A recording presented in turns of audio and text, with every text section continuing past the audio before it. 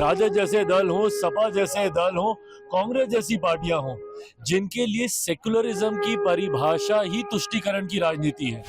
एक धर्म विशेष के लोगों की वाहवाही करते रहो, उनकी गलतियों के ऊपर भी पर्दा डालते रहो, और अगर आप उनके लिए ही कुछ करेंगे तभी आप सेक्युलर हैं। अभिव्यक्ति की आज़ादी का मतलब कतई ये नहीं है कि आप कुछ भी कहे जाएं और उसके ऊपर लोग खामोश बैठे रहें। जिस तरीके से बिना मतलब के इस विवाद की शुरुआत की गई है, हर कोई जो इतिहास का जानकार है वो जानता है कि उस दौर में औरंगजेब के शासनकाल में क्या क्या घटनाएं घटी थी, कैसी कैसी यातनाएं दी जाती थी, उनके खुद के संबंध अपने ही परिवार के लोगों के साथ क्या थे, कैसे थे।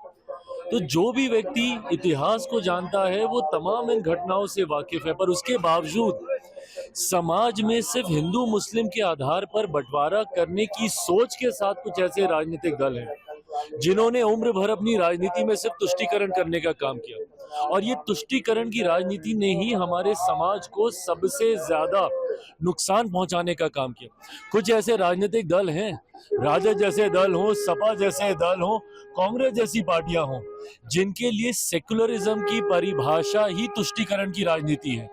एक धर्म विशेष के लोगों की वाहवाही करते रहो, उनकी गलतियों के ऊपर भी पर्दा डालते रहो, और अगर आप उनके लिए ही कुछ करेंगे तभी आप सेक्युलर हैं। अगर समाज के एक बड़े वर्ग की अगर आप इच्छाओं को या उनकी आस्था को अगर आप सम्मान देते हैं तो ये सांप्रदायिकता हो जाती है। पर आपका सेक्युलरिज्म तब ठीक रहता है अगर आप एक धर्म विशेष के लोगों की गलतियों पर भी पर्दा डालें और उनकी वाहवाही करें, तो ये सेक्युलरिज्म है।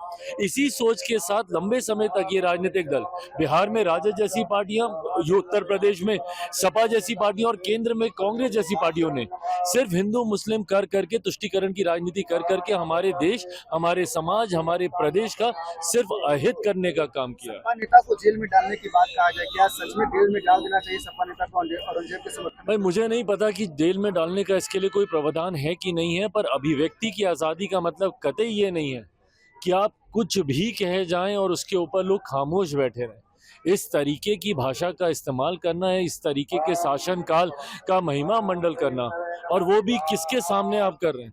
क्योंकि एक ऐसी फिल्म आई है जिसने मराठा समाज के एक बड़े योद्धा को, उन्होंने उनकी बातों को, उनके कार्यकाल को सामने रखने का काम किया, इसीलिए आप ये तुष्टीकरण आप करना चाह रहे हैं। ये सोच गलत है, इस तरीके की भाषा गलत है। अभिव्यक्ति की आजादी में कतई इसको नहीं गिना जा सकता। आपके सहयोगी जदयू के नेता समर्थन कर रहे हैं, कुछ विरोध कर रहे हैं। भाई मुझे नहीं पता कौन समर्थन कर रहा है, नहीं कर रहा है, बट हाँ मैं इतना मैं जरूर जानता हूँ कि जो भी पढ़ा लिखा व्यक्ति है, जो इतिहास को जानता हो, जो जानता हो कि किस कार्यकाल में क्या किया गया, टूटी फूटे इतिहास को मरोड़ परोड़ के परोसने वाले इतिहास को नहीं, जो सही इतिहास को जान रहा है वो कतई इसका समर्थन नहीं करेगा। न्यूज नेशन अब व्हाट्सएप पर खबरों के ताजा अपडेट के लिए न्यूज नेशन के इस क्यूआर कोड को स्कैन करें।